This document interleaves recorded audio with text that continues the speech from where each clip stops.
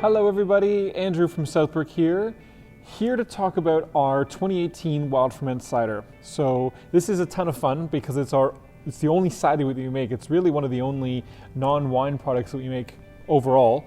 Something that was very important to us when we sought out to make a cider was we still wanted to make something using fully organic, certified organic product. And just like with our grapes being certified organic, whether we're growing them ourselves or getting them from one of our certified organic growers, this is also certified organic. In this particular case, all of these apples are coming from Avalon Orchards, which is run by an amazing woman named Gay Tremblay up in Innisfil, Ontario, so up near Barrie.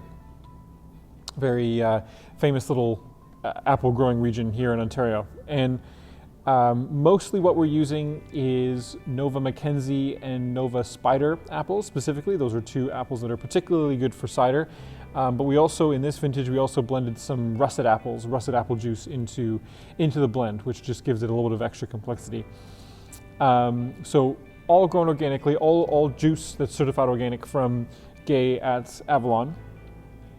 What we then do is ferment the apple juice on yeast that we have just fermented orange wine from here at the estate on. So that's a complicated way of saying the apple juice is actually fermented with wild yeast because the yeast has come from here because it's just fermented orange wine, which is very, very, very cool. After that, it's made in the same style. It's made in the style of Petit Lot Naturel, so the same style that you have. We have made our Pet Nat Bubbly in, which basically means we get the fermentation halfway, and then without stopping or halting the fermentation, we move it into bottle and cap it without filtering it. What that means is any resulting fermentation, any sugar that's left, will be fermented to dryness, but also give it just a little bit of spritz, which is fun. It's not overly carbonated. It's not something, well, there has been no extra carbonation added, but it's not particularly fizzy, just a little bit of spritz to it.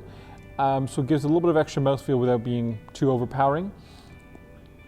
And what you get flavor profile wise is just a really lovely, intense apple flavor, a little bit of barnyard, a little bit of that funkiness with, I don't want to use the word funkiness too much because it's got a negative connotation, but it's just a little bit of that barnyard, a little bit of that earthiness, and a really full-blown rich apple flavor, which is fantastic. Bone dry, so if you like sweeter ciders, this may not be for you. You can give it a try. But if you like dry ciders, this is absolutely going to be your jam. This is going to be really, really up your alley. Unfiltered, something I would like to note is because it's unfiltered, there is sediment at the bottom of this bottle. That's not going to hurt you. If you do get a little bit in your glass, don't worry about it. It's okay.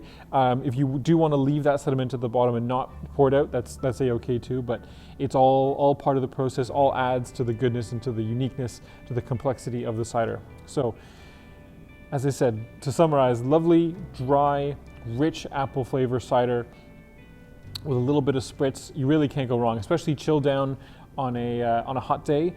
It's pretty fantastic if this is a style of cider that you really enjoy. So here's to the 2018 apple cider.